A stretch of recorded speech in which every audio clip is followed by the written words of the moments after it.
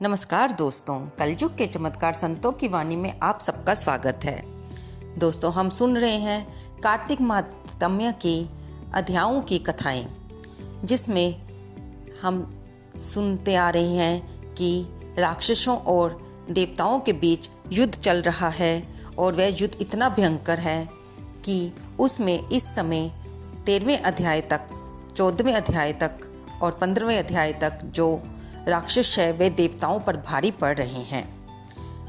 ये कथाएं श्री नारद जी राजा पृथु को सुना रहे हैं। और दोस्तों, अगर हम इन अध्यायों की कथाओं को सुनकर हमारा मन विचलित होता है कि देवताओं में भी, राक्षसों में भी ऐसे युद्ध होते हैं, तो मैं आपको यहाँ पर एक बात बता दूं कि हमारे ऋषियों ने पुराणों में ये जो लीलाएं, जो अध्याय, जो कथाएं, इनके महात्म्य के बारे में लिखा है, ये भगवान की अपनी ही लीला होती है।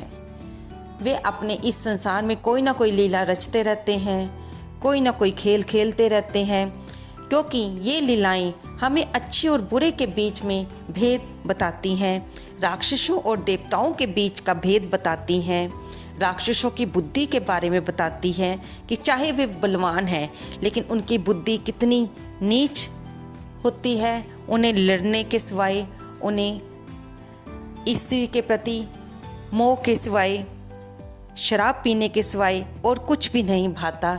ये दैत्यों की एक तरह से उनकी प्रकृति होती है, जबकि देवता लोग अपने अपने अच्छे कामों में इस संसार को, जो ब्रह्मा जी ने सृष्टि की रचना की है, देवता लोग अपने अच्छे कामों से इस सृष्टि को और सुंदर बनाने में लगे रहते हैं। और हम मनुष्य जनसाधारण भी अपनी अपनी रुचि के अनुसार जो हमें चाहिए होता है, हम उसी के मालिक देवता की पूजा करके उसे प्राप्त करने की उनसे प्रार्थना करते हैं।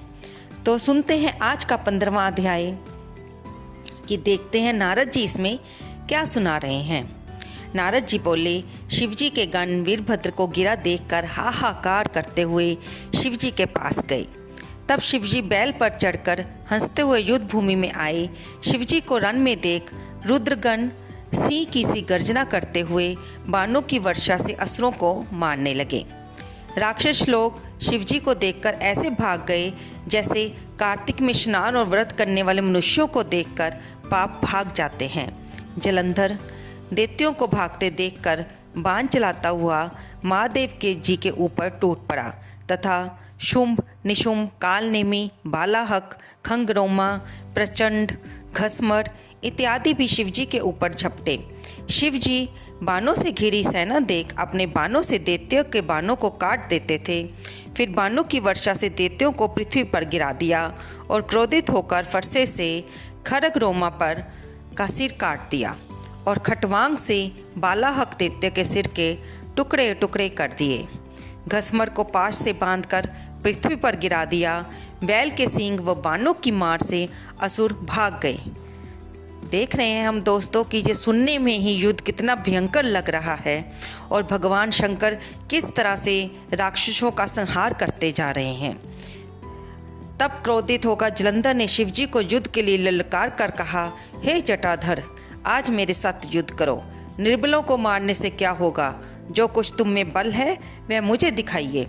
नारद जी बोले, ये कहकर 10 बाण शिवजी को मारे, परंतु महादेव जी ने हंसते हुए अपने बाणों से उनको काट दिया और 7 बाणों से जलंधर के ध्वजा, छत्र और धनुष को भी काट दिया।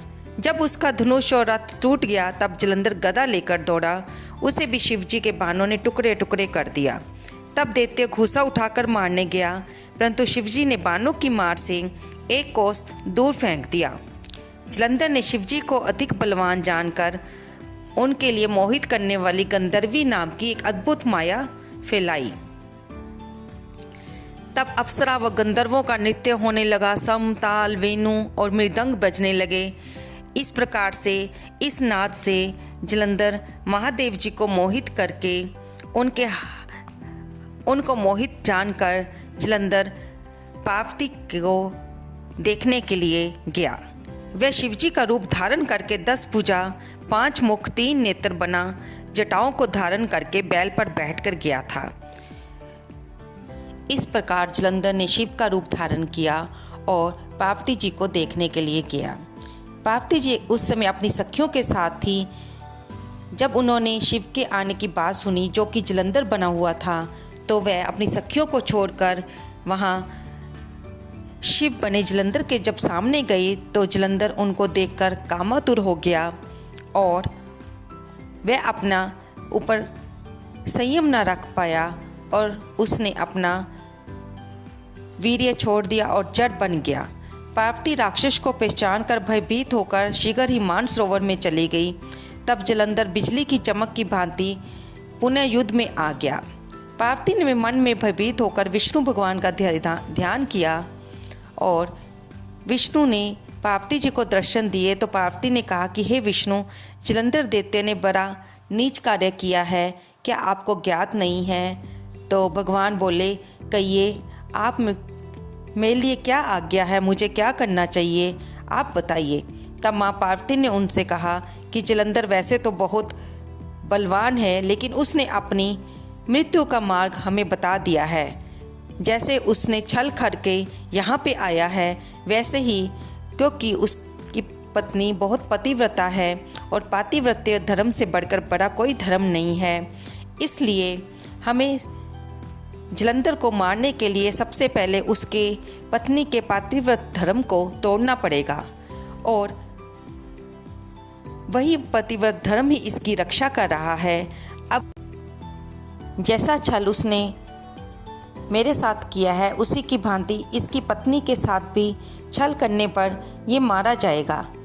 तब विष्णु भगवान माँ पार्वती की बात को समझ गए और नारद जी बोले, रुद्र गंधर्व सहित युद्ध में रहे और विष्णु जलंधर की नगरी चले गए। जब माया अंतर ध्यान होगी तब शिवजी को भी ध्यान आया और शिवजी ने क्रोधित होकर लड़ाई के लिए जलंधर पर चढ़ाई कर दी। शिवजी को आया देख जलंधर भी बाणों की वर्षा करने लगा। तो दोस्तों, यहाँ पे कार्तिक महात्म्य का 15वां अध्याय समाप्त होता है। इति कार्तिक महात्म्य 15वां अध्याय। आपको ये अध्याय कैसा लगा? कृपया इसे लाइक करें, शेयर करें और कमेंट करें। धन्यवाद दोस्त।